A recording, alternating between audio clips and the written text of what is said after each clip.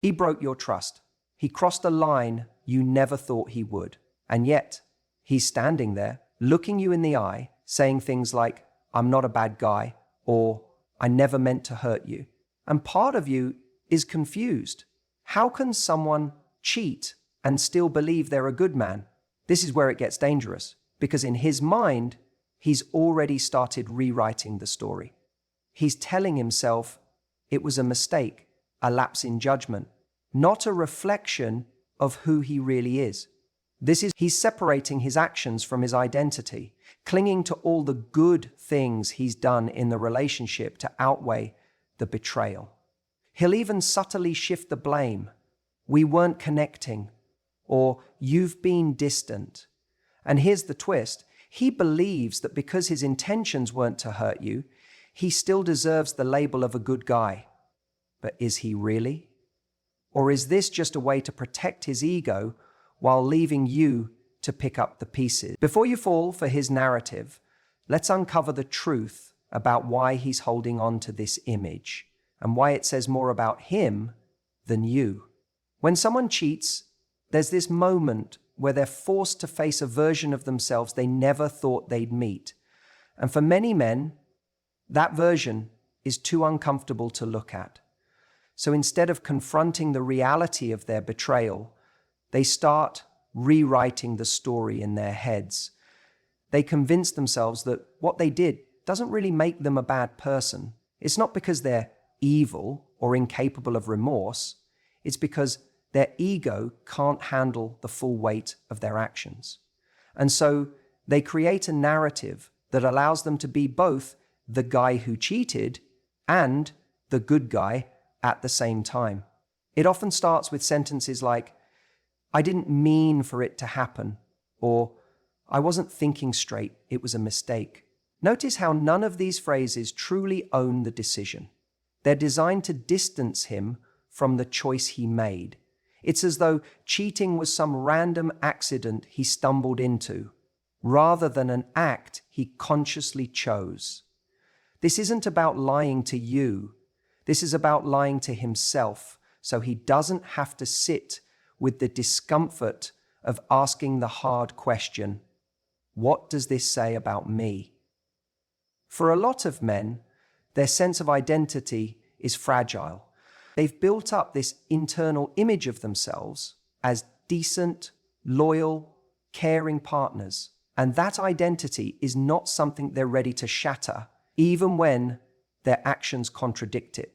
So instead of saying, "I hurt someone who trusted me because I was selfish in that moment," they say, "I hurt someone because I wasn't getting what I needed," or "it just happened because I wasn't myself." These are protective lies, the kind that allow him to cheat and still look in the mirror the next morning without completely despising what he sees. The problem is, as long as he's telling himself this story, he's not really learning anything. He's not growing. He's not developing the self-awareness to ask, why did I feel entitled to step outside the relationship instead of communicating what I needed? Why didn't I have the courage to leave if I was that unhappy? What part of me thought this was okay? Instead, he's busy protecting his ego, like it's some fragile glass sculpture that might shatter if he admitted the full truth. And here's the irony. He's not doing this because he's proud of what he did. He's doing this because deep down, on some level, he knows it was wrong. The guilt is there, but instead of letting it crack him open and force him to take responsibility, he's using it as fuel for a new identity. I feel bad, so that must mean I'm still a good guy. But guilt alone doesn't make someone good. Guilt isn't redemption. It's just an emotional signal telling you something you did was out of alignment with your values.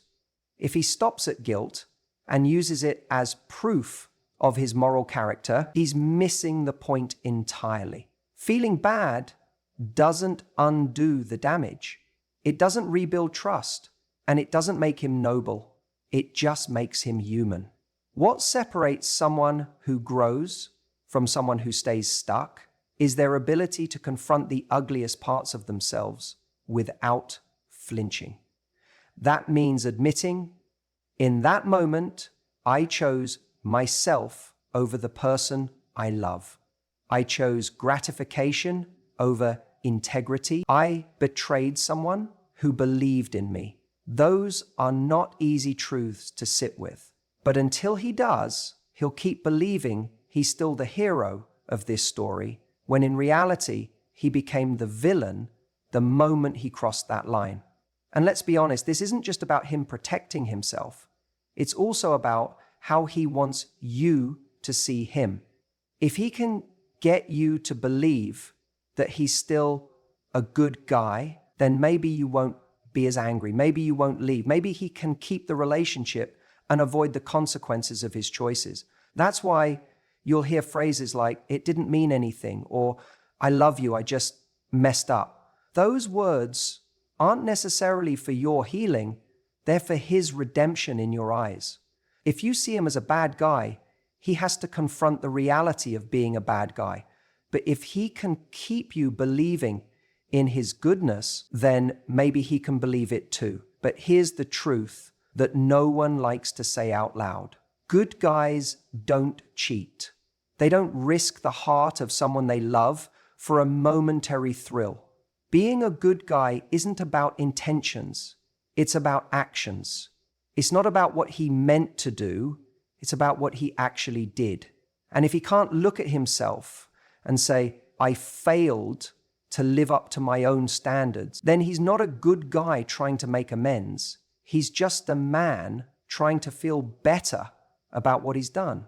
The moment a man stops rewriting the story, stops protecting his ego, and starts taking full ownership of his choices, that's the moment he has a chance at becoming the person he wants to believe he already is. Until then, he's living in a fantasy where he can hurt someone deeply and still call himself the hero. And that's not what a real hero does. You know what's fascinating? When a man cheats, he'll often do something in his mind that feels so subtle, but it's actually the key to how he manages to live with himself afterward. He separates the act from his identity. In other words, he convinces himself that what he did doesn't reflect who he is. He tells himself, that wasn't me, that was a mistake, that was a moment of weakness, that's not the kind of person I am. And as long as he keeps that narrative running, he can hold on to the illusion that he's still a good man. This is why so many women find themselves feeling so confused after they've been betrayed. They're staring at this man who says he loves them, who cries when they cry, who tells them over and over, you're everything to me, I don't want to lose you. And yet, he's the same man who went and violated their trust in the deepest way. It doesn't add up. How can he claim to care and yet do something so destructive? But here's the thing. He's not sitting there thinking, I'm a villain. I'm a horrible person who deserves to lose her forever. No, he's telling himself a different story. A story where he's still the good guy who messed up. He isolates his actions from his sense of self. He believes that the cheating isn't the sum total of his character. It's just a footnote in a long book where, in his mind, he's still the hero. That's why he'll say things like, I never meant for this to happen, or it didn't mean anything. To him, those statements are evidence that his heart is still in the right place. He'll argue, if I didn't love you, I wouldn't feel this bad about it. He equates his guilt with goodness, as if feeling remorse automatically cancels out the harm he's caused. But here's what he's missing. You can feel guilt and still lack integrity. Guilt is a reflex. Integrity is a choice.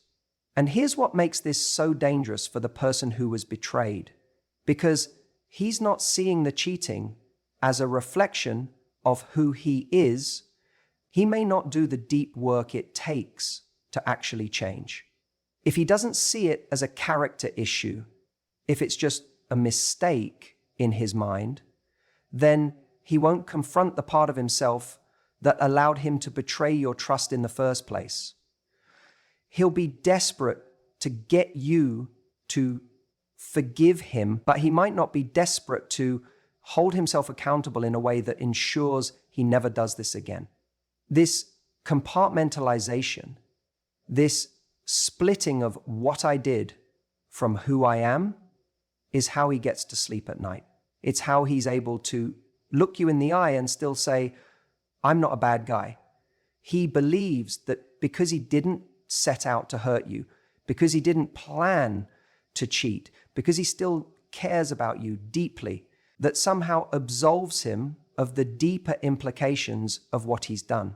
But intention isn't everything. He may not have intended to hurt you, but the damage is real. He may not see himself as untrustworthy, but trust isn't something he gets to define. It's something you either feel or you don't. And the truth is, someone's actions speak far louder about their character than any story they're telling themselves about who they are. The scary part is that this mindset can keep the cycle alive. Because if he's still convinced he's a good man at heart, he may not be motivated enough to do the uncomfortable self-examination that real growth requires. He won't ask the hard questions like, what is broken in me that allowed me to betray the person I love? Where was my empathy when I made that choice? Why did I feel entitled to put my needs above hers in that moment? Those are not easy questions to face, and many people avoid them altogether. And if you're on the receiving end of this, you have to ask yourself, does his story of being a good guy who made a mistake align with the reality of his behavior? Because words are easy, tears are easy, promises are easy.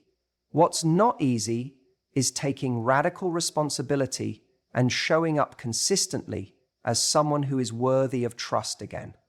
And here's the truth you need to remember. Tarantino's style, just because someone feels bad doesn't mean they've changed. Just because they regret what they've done doesn't mean they're ready to rebuild what they've broken. You can love someone deeply and still recognize that they may not yet have the tools or the willingness to be the partner you need them to be. So don't let him off the hook because he's telling himself and you that he's still a good guy. Because in the end, it's not about how he sees himself, it's about how his actions make you feel. And you deserve someone whose actions don't leave you questioning your worth or your sanity. You know, it's fascinating the way people rationalize their actions, especially when it comes to betrayal. A guy cheats, and deep down, he knows he crossed a line. He knows he betrayed your trust, your love, and everything you built together. But instead of letting that reality sink in, instead of facing the ugly truth about what he's done, he starts building a case for why he's still a good guy. And one of the easiest ways for him to do that is by overvaluing his positive traits. He tells himself things like, I've always been there for her when she needed me, or I've taken care of her, I've supported her, I've loved her in ways no one else has. And maybe, in his mind, that's true.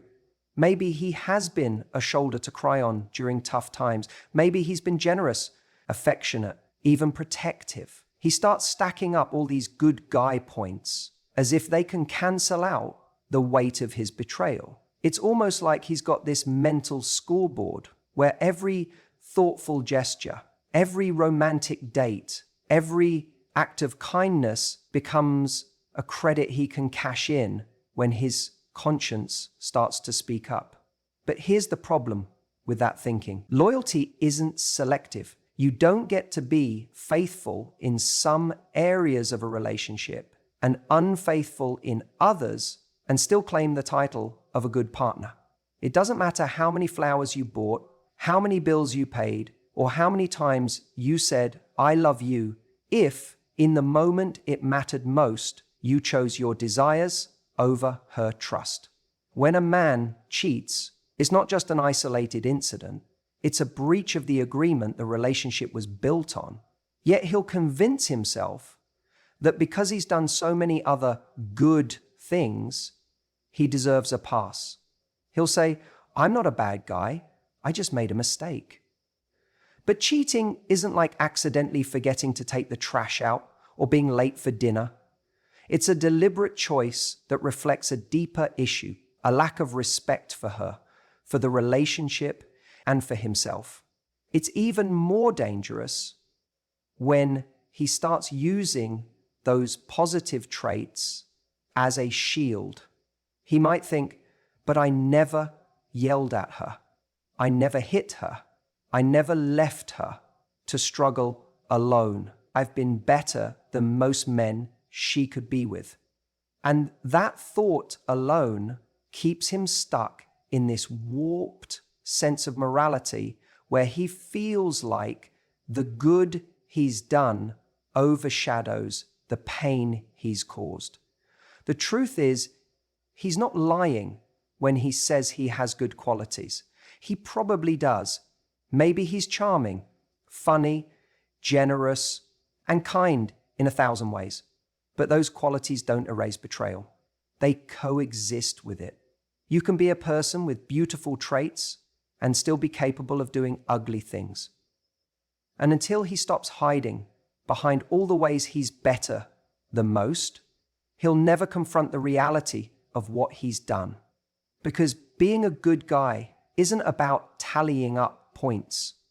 It's not about being mostly good most of the time. It's about showing up for your partner when it counts, when it helps. No one cares about their fuck-ups. Stop fucking punting, you bitch. You bastard. He made me do it, even when no one's watching. It's about honoring the trust they placed in you and protecting it as fiercely as you'd protect them from any external threat. And when he fails to do that, all those other things, the affection, the gifts, the kind words, they become meaningless because they weren't backed by integrity. What's even sadder is that some men believe that because they didn't mean to hurt their partner, that somehow makes them innocent. They'll say, "But I didn't want her to find out. I didn't want to break her heart." As if their intention not to cause pain cancels out the fact that they did.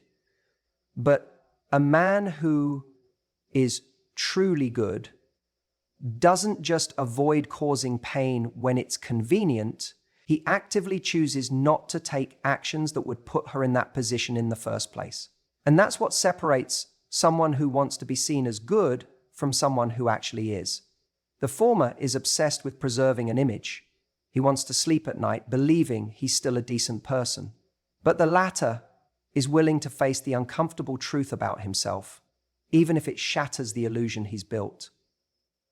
He knows that real goodness requires accountability. He knows that real goodness requires accountability, not excuses. So, if you've been on the receiving end of this kind of betrayal, don't let his positive traits confuse you. Yes, he might have done a lot of wonderful things for you, but goodness isn't proven in grand gestures. It's proven in consistent respect, even when temptation strikes.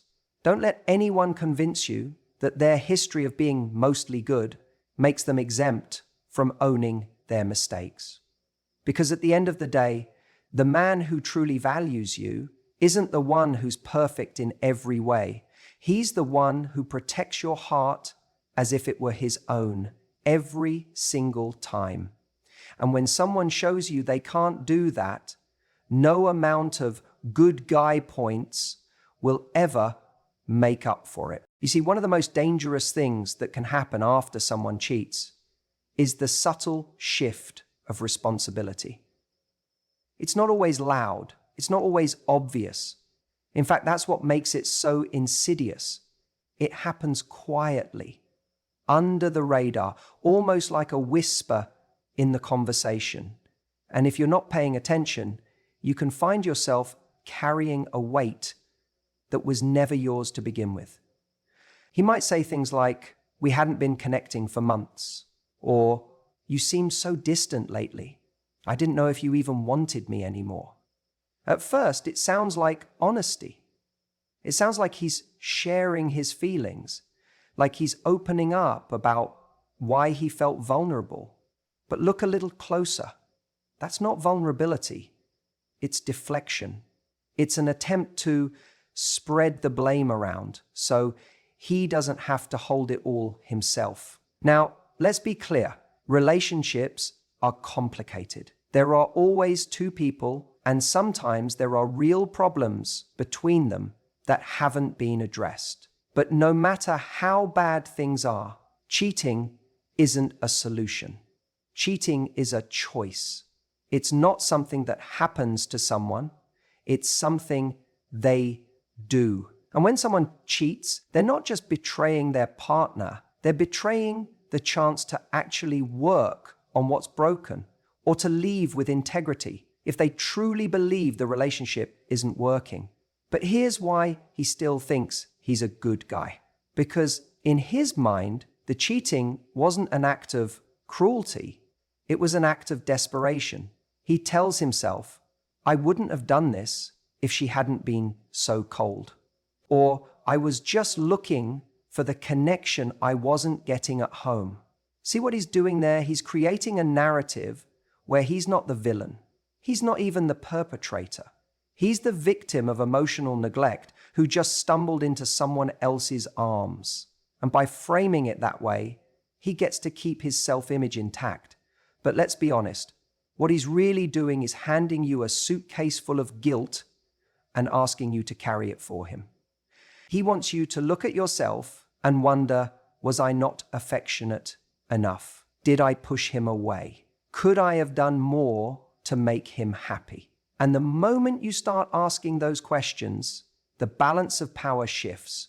Suddenly, it's no longer about his betrayal, it's about your supposed failure to keep him faithful.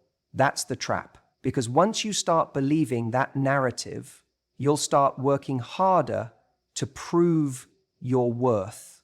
You'll think, if I can just show him more love, if I can just fix the way I've been, maybe he won't need to stray again. But here's the truth. You're not responsible for someone else's integrity. You're not responsible for someone else's self-control, their values, or their choices. A man who cheats doesn't do it because of what's missing in you. He does it because of what's missing in him.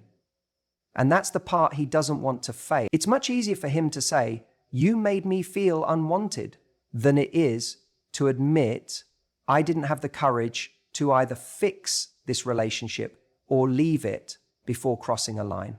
It's much easier to blame your distance than to confront his own lack of discipline, honesty, and emotional maturity. You see, a truly good man, one with integrity, doesn't cheat because his partner is distant. He communicates, he expresses his needs, and if those needs continue to go unmet, he makes the hard decision to either keep working or walk away. What he doesn't do is seek comfort in the arms of someone else while still claiming the loyalty of the woman he's with. The reason I'm telling you this is because I don't want you to internalize his excuses as truths about yourself.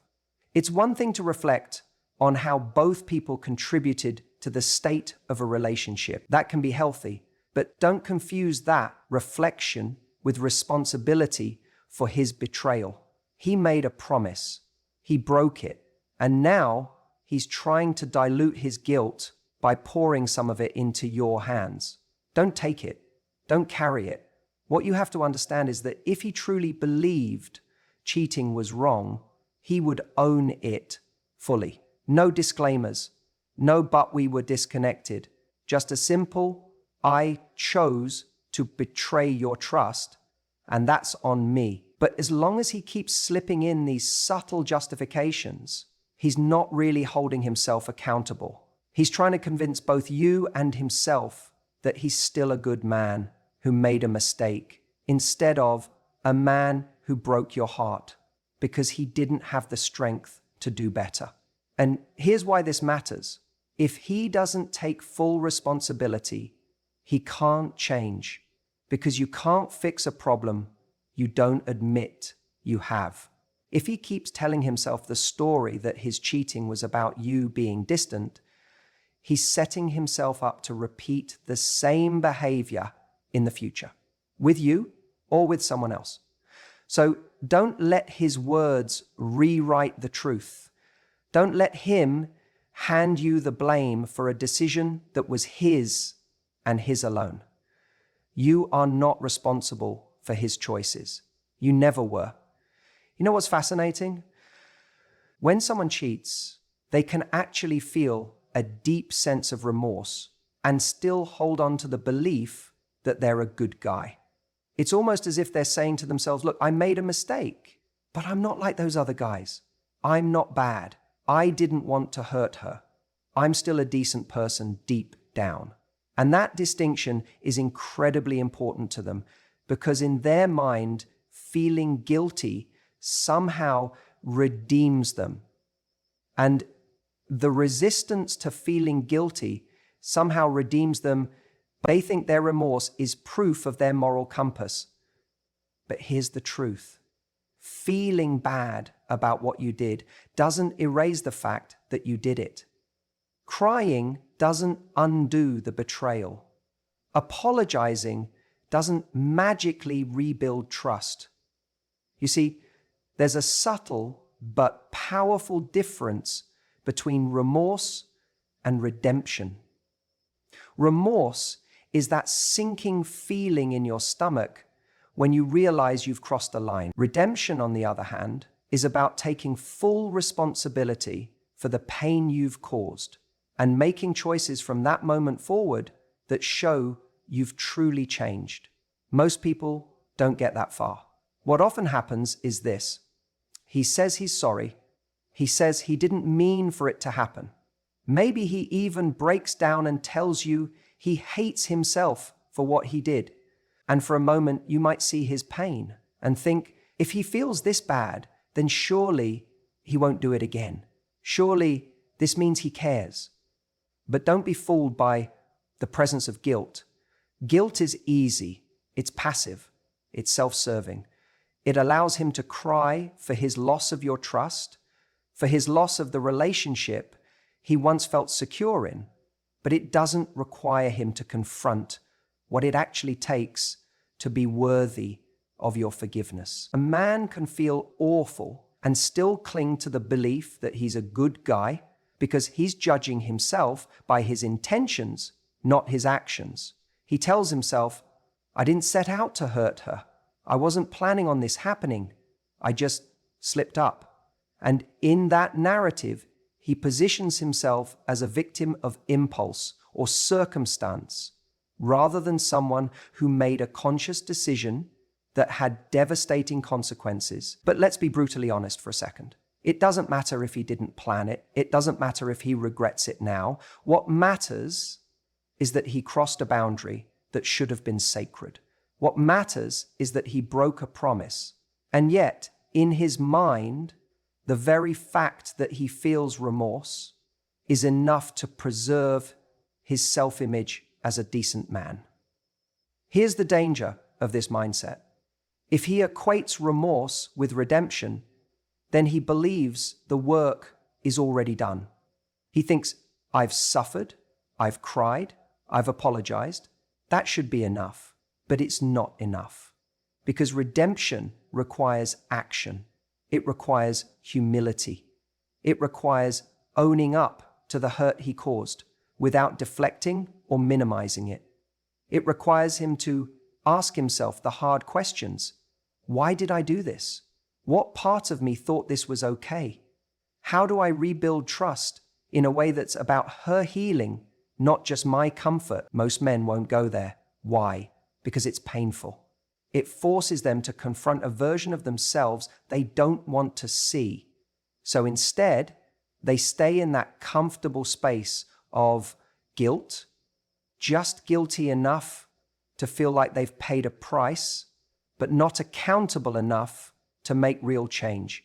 And this is where you have to be careful, because if you're not vigilant, you might mistake his remorse for evidence of his goodness. You might say to yourself, he feels so bad, he must love me. He wouldn't be this upset if he didn't care. But caring about you is not the same as respecting you. Regretting what he did is not the same as repairing the damage. And feeling guilty doesn't automatically make someone safe to let back into your heart. So if you're in this situation, ask yourself, is he taking responsibility, or is he just drowning in guilt? Is he doing the hard work to change? Or is he hoping that his tears and apologies will make you forget? Because there's a big difference between a man who hates the consequences of his actions and a man who hates the part of himself that was capable of those actions in the first place. The truth is, he doesn't get to decide if he's a good guy. You do. His remorse isn't the end of the story. It's only the beginning. And only if he's willing to prove that this time his actions will speak louder than his words. You know, it's fascinating how many people in relationships will hurt the person they claim to love and still walk away believing they're a good person. I've seen it over and over again. Someone cheats, gets caught, and when confronted, they're quick to say things like, I didn't mean for this to happen. I never wanted to hurt you. And they genuinely believe that because they didn't intend for pain to happen, it somehow makes them morally exempt from being labeled the bad guy in this situation. But here's the thing. Intentions don't erase actions. You could accidentally leave a door open and let someone's pet run into the street. Your intention wasn't to cause harm, but harm was still done.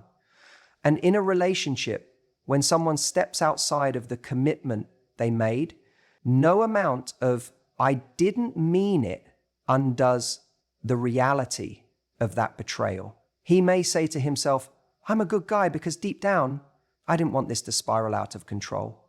He might even think that the fact he's feeling guilt and remorse is proof of his goodness. But feeling bad isn't the same as being good. Remorse doesn't automatically restore trust, and it doesn't erase the decision he made when he could have chosen differently. This is where so many people get stuck. They confuse their sense of self with their actual behavior. He may tell himself, but I've been there for her in so many other ways. I love her. I provide for her. I've done everything I can to make her happy. In his mind, those positive traits should balance the scales. But life isn't a ledger where you get to add up your good deeds and subtract your betrayals to see if you still come out in the green. That's not how relationships work. The truth is, when someone cheats and still calls themselves a good guy, what they're really saying is, I don't want to face the version of myself who made this choice. They're clinging to an identity that feels safe because facing the reality of their actions would mean admitting they are capable of being selfish, impulsive, and destructive. And most people will do almost anything to avoid that level of self-awareness. But here's what separates someone who wants to be a good person from someone who is a good person. Accountability. A good person doesn't just feel bad. They look at what they've done, they own it fully, and they commit to doing whatever it takes to repair the damage they caused, if that's even possible. A good person doesn't hide behind excuses like, I was lonely, or we were arguing a lot. They don't blame alcohol, distance, or stress. They sit in the discomfort of what they've done without trying to twist the narrative to protect their ego. And let's not forget, he might even say, I never stopped loving you. But if he truly loved you in the way he thinks he does, he would have made choices aligned with that love, Real love isn't just a feeling, it's a verb. It's shown through loyalty, honesty, and respect, even in moments of temptation. Because let's be honest, every relationship has moments where people are tested. What defines a person's character isn't what they feel in those moments, it's what they do. The hardest pill to swallow for him might be this. Being a good guy isn't a title you get to give yourself. It's something you earn through consistent behavior over time. And when you violate someone's trust in such a deep way, you don't get to keep calling yourself good just because it's more comfortable than facing the truth. He wants to believe that because he didn't set out with bad intentions, he's still morally intact. But intentions are cheap. We all have good intentions in theory. What matters is who we are when our choices have consequences and when our actions reveal what's really driving us. That's where character is tested, and that's where many people fail, even as they desperately try to preserve the image of themselves as good. So if you've been cheated on and you're wrestling with the question of, but he says he's still a good guy, and part of me wants to believe him, remember this: someone's opinion of themselves doesn't define them. Their actions do. And no matter how much he believes he's a good person deep down, it's not his inner narrative that you're living with. It's the reality of what he did. Because at the end of the day, a good guy doesn't just want to avoid being seen as the villain. He wants to live in a way where he never gives you a reason to see him as one in the first place.